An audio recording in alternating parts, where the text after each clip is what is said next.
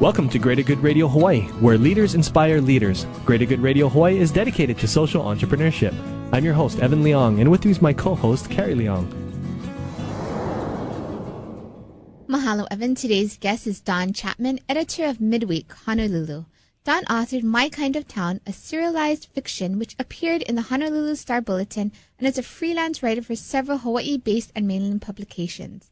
In 2005, Don Chapman won first place in the Society of Professional Journalists Hawaii Chapter Excellence in Journalism Award. Please welcome to Greater Good Radio, Don Chapman. Welcome to our show, Don.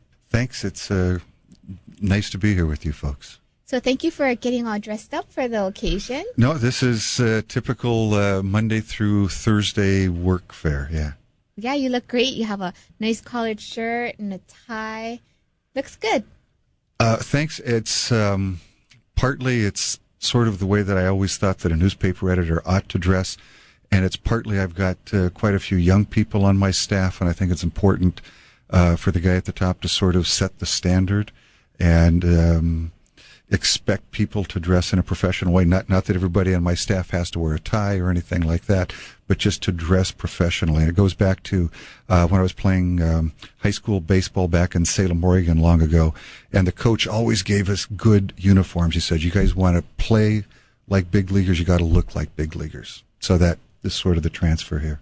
Good for you. So could you tell us a little bit more about MidWeek? Because it's gone through a transformation in regards to the readership really has grown in the past few years. It's fairly amazing, actually. I started as the editor in November 1994, and at that time we had less readers than the daily papers.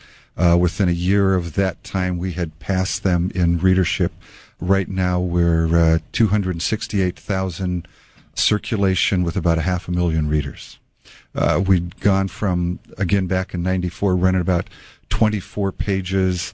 There was no color other than the cover itself, and these days we're running 72 to 80 pages, and we're twice weekly, and there's color throughout. So it's a totally different publication than it was, and I think readers have responded to that. What do you think has been the main factors in that growth?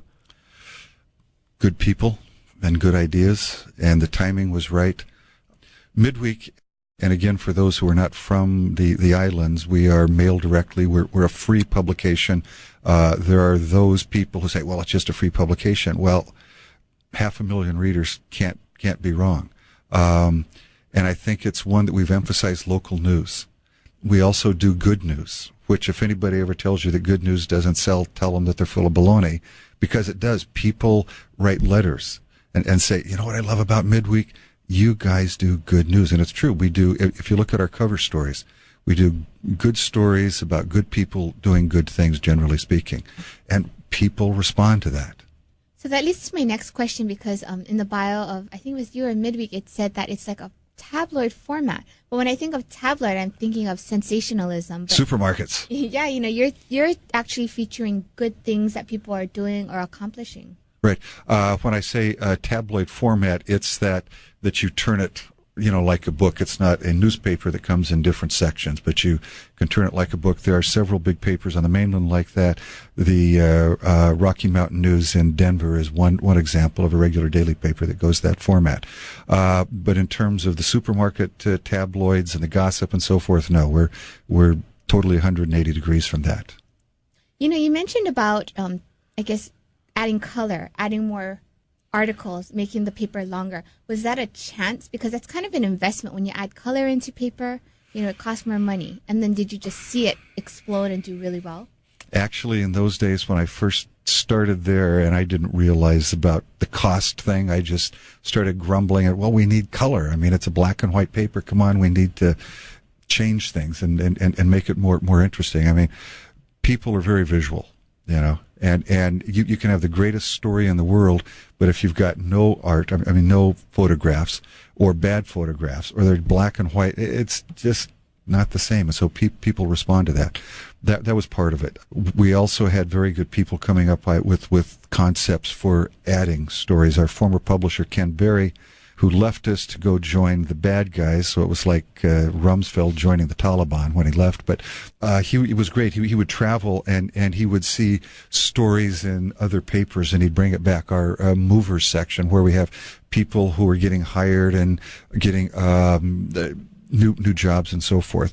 That was a concept that he brought back. So, and other people, I've added some ideas. Our current publisher, Ron Nagasawa, is just an idea machine. He's the guy who came up with the concept for our fashion pages, which are very popular, for our Hot Ticket, which is a local celebrity movie reviews, and various other things. So it's just a lot of good people caring about the product and bringing good ideas forward. Thanks for tuning in. Stay tuned for more on Greater Good Radio.